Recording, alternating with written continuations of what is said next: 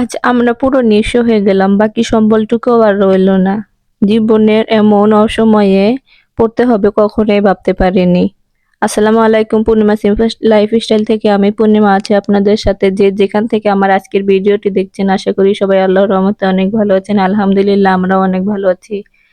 ভিডিওর শুরুতে সবার কাছে একটি অনুরোধ, আমার প্রিয় আঙ্কেল আন্টিরা, আপু ভাইয়ারা, যারা ভিডিওটি দেখা শুরু করেছেন, ভিডিও শুরুতে একটি লাইক দিয়ে পুরো ভিডিওটি কন্টিনিউ করুন। আপনার একটি লাইক আমাকে নতুন আরেকটি দিনের ভিডিও করতে উৎসাহিত করে।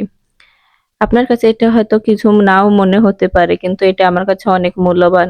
তাই আপনারা প্লিজ একটি লাইক দিয়ে পুরো ভিডিওটি কন্টিনিউ করবেন। আর আমার কাজকর্ম, আমার কথাবার্তা, আমার ডেইলি ব্লগগুলো যদি আপনার ভালো লেগে থাকে, তাহলে প্লিজ আমার চ্যানেলটি সাবস্ক্রাইব করে নতুন বন্ধু হয়ে পাশে থাকতে পারেন। জীবন কখন কার কোথায় যে চলে যায় সেটা বলা যায় না। আজ হয়তো ভালো আছে, আগামীকাল হয়তো ভালো নাও থাকতে পারি। এটা আমাদের সম্পূর্ণ ভবিষ্যৎ, অতীত সবকিছু একমাত্র উপরওয়ালার হাতে নির্ভর করে। আমার মন যখন অনেক খারাপ থাকে, তখন আমি আপনাদের সাথে আমার কথাবার্তাগুলো শেয়ার করে আমার মনটা একটু হালকা করতে পারি। কারণ কি, আমার কথাগুলো হয়তো ওইভাবে কেউ মন দিয়ে শুনবে না, কিংবা কারো সময়ও ওইরকম নেই। এই কারণে কি করি, ভিডিওর চ্যানেলটা আমি চালু করেছি যাতে আমার মনের সব দুঃখ কষ্ট কথাগুলো আমি আপনাদের সাথে শেয়ার করতে পারি। হয়তো আমার ভিডিওগুলো সবার কাছে নাও যেতে পারে, কিংবা আমার ভিডিওগুলো সবার কাছে ভালো নাও লাগতে পারে। অনলাইন জগতে আমি নতুন, এই জন্য হয়তো একটু সমস্যা হতেছে আমার। সমস্যা নাই, ধীরে ধীরে আমুক সবকিছু একটু একটু করে শিখে যাব। আমার চ্যানেলটিও একটু একটু করে বড় হবে। এজন্য চাই আপনাদের দোয়া এবং ভালোবাসা। আপনারা চাইলেই আমার এই ছোট্ট চ্যানেলটি একটু একটু করে বড় হতে পারে। একদিনে তো সবকিছু করা সম্ভব না, এটা আস্তে আস্তে করলেই সম্ভব হবে। সময় দিতে হবে, এটার পিছনে লেগে থাকতে হবে, ধৈর্য ধারণ করতে হবে। সবকিছু মিলেই একটা বড় কিছু পাওয়া যায়, জীবনে সফলতা অর্জন করা যায়। সংসারের কাজকর্ম যা আমাদের মেয়েদের প্রতিদিনই করতে হয়, এটা আমাদের নিত্যদিনের কাজ। এই কাজের মাঝেও একটু সময় বের করে নিজের জন্য, যার সময়ে যেই সময়টা আমি আপনাদের সাথে শেয়ার করি। এই কাজগুলো কিন্তু আমরা প্রতিদিনই প্রতিটা মেয়েই ঘরে করে থাকি, এক একজন এক একভাবে করে থাকে। তো সকাল সকাল আমি ঘুম থেকে উঠে বিছানাটা গুছিয়ে নিয়েছি। আপনাদেরও হয়তো এই অভ্যাসটাই করে থাকতে পারেন। সকাল সকাল আমি ঘুম থেকে উঠে বিছানাটা গুছিয়ে নেওয়ার পরে আমার বিজনেসের কাপড় গুলো একটু ময়লা পড়ে, এই জন্য আমি প্রতিদিন এইগুলো একটা দিয়ে বাড়ি দিয়ে পরিষ্কার ধুলোগুলোও পরিষ্কার করে নিই। কারণ এটা সবসময় একজন মানুষ কাস্টমার আসে দেখে, এ কারণে ধুলাবালি জমলে দেখতে খারাপ দেখা যায়। তো আমি সবকিছু পরিষ্কার করে রুমটাকে পরিষ্কার পরিচ্ছন্ন করে ঝাড়ু মারু দিয়ে অফলাইনে আমি রুমটা মুছে নিয়েছি। তারপরে শুরু হয় রান্না বান্না। রান্না বান্না না করলে কি আমাদের চলে বলুন তো? আর যাই হোক, পেটে তো কিছু দিতেই হবে। রান্না বান্না করার জন্য আমি সবকিছু আগে থেকে রেডি করে নিই। কারণ সবকিছু কি আপনাদের সাথে দেখাতে গেলে না অনেক সময় লেগে যায়, যার জন্য কাজকর্ম করতে একটু দেরি হয়ে যায়। এই জন্য আমি কিছু কাজ অফ ক্যামেরাতে করি, আর কিছু কাজ আমি আপনাদের সাথে শেয়ার করি। তো আমি প্রথমেই একটা ডিম ভাজি করে নিয়েছি।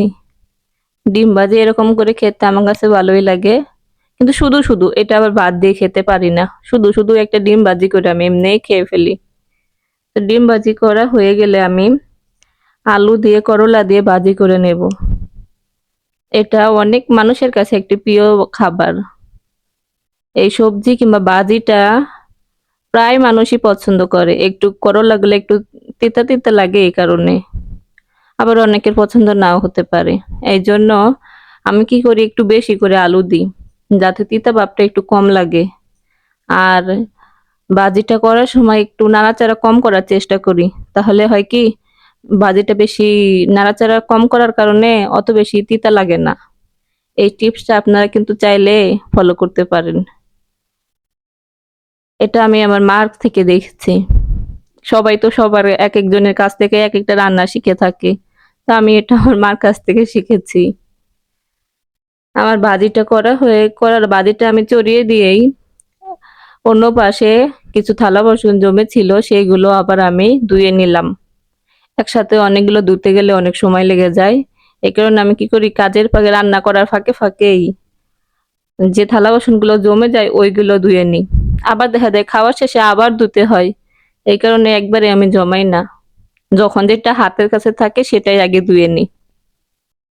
এদিকে আমার বাদিটা প্রায় শেষের দিকে। তো আমি বাজিটা নামানোর আগে ৫ মিনিট আগে কাঁচামরিচ আর পেঁয়াজ কেটে বাজির মধ্যে দিয়ে দিলাম, যাতে কাঁচামরিচগুলো পেঁয়াজগুলো বেশি পোড়া পোড়া না হয়ে যায়। এই কারণে আমি ১০ মিনিট আগে ৫ থেকে ১০ মিনিট আগে দিলেই হবে এই পেঁয়াজ কাঁচামরিচ দিয়ে বাজিটা নামিয়ে নেই। আপনারা চাইলে এভাবে বাজিটা করে খেয়ে দেখতে পারেন, অনেক বেশি মজা লাগে। তো আমি বাজিটা নামিয়ে নিয়েছি। আগের দিনের কিছু তরকারি ছিল সেটাও আমি একটু গরম করে নিয়েছি। আর সেই সাথে সবকিছু রেডি করে দুপুরে খাওয়া দাওয়াটা সেরে নিচ্ছি। সকালে আমাদের খুব কম সময় খাওয়া দাওয়া করা হয়, দুপুরে বেশিরভাগ খাওয়া দাওয়া হয়। আর ভিডিও শুরুতে আমি যে কথাগুলো বলেছিলাম যে আজ প্রায় নিঃস্ব হয়ে যেতেছি, কারণ আমার সন্তানকে যখনই আমি হসপিটালে ভর্তি ছিলাম তখন সন্তান হওয়ার কিছুদিন আগে আমি ব্যাংকে থেকে কিছু টাকা লোন নিই ব্যবসা করার জন্য। পরে ব্যবসাটা যখন শুরু করি তারপরেই মনে হয় ৭ দিন পরে আমার বাচ্চা হয়। বাচ্চা হওয়ার পরে তো বাচ্চাদের নিয়ে হাসপাতালে ছিলাম টানা ২ মাস। এদিকে ব্যবসাটা বন্ধ ছিল, কেউ দোকান খোলা হয় নাই। এখন এদিকে আমার তো ব্যাংকের টাকা দিন দিন লাভ উঠে যাইতেছে। আবার যখন হাসপাতাল থেকে ফিরে বাসায় এসে দেখি তখন আবার দোকানে দেখি চুরি হয়ে গেছে। তাহলে আমার চারিদিক থেকে সমস্যা, কিন্তু ব্যাংকে থেকে যে টাকার একটা পরিমাপ বছর শেষে সেটা কিন্তু অবশ্যই আমাকে দিতে হবে। এটা তো আর আমার জন্য মাফ না, সেটা আমি ব্যবসা করি বা কিংবা না করি এটা তো ব্যাংকে দেখার কোনোই নাই। দিন শেষে আমি পুরোই নিঃস্ব। টাকা পয়সা ফুরাইলাম সন্তানের পিছনে, সে সন্তানও থাকলো না। আবার এদিকে একটা ব্যবসা করার জন্য কিছু টাকা খরচ করলাম, ইনভেস্ট করলাম, সেটাও আমার থাকলো না। সেটা থেকে যে এখন বর্তমানে একটা ব্যবসা দাঁড় করাবো সেরকম পরিস্থিতির মধ্যেও আমি নেই। আমি কি করব আমার কোনো মাথায় কাজ করতেছে না। এইগুলা আমার হাসব্যান্ডের সাথে বেশি আলোচনা করলে তার আবার হাই প্রেশার, তার সাথেও আলোচনা করতে পারি না। আল্লাহ আমারে কোন পরীক্ষার মধ্যে ফেলাইছে একমাত্র আল্লাহ মাবুদ ভালো জানে।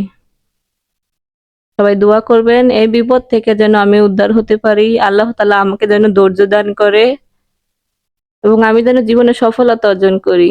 আল্লাহ যেন আমার উপর রহমত দান করে, আমার সব সমস্যা যেন সমাধান হয়ে যায়। আসসালামু আলাইকুম, সবাই ভালো থাকবেন। আল্লাহ হাফেজ।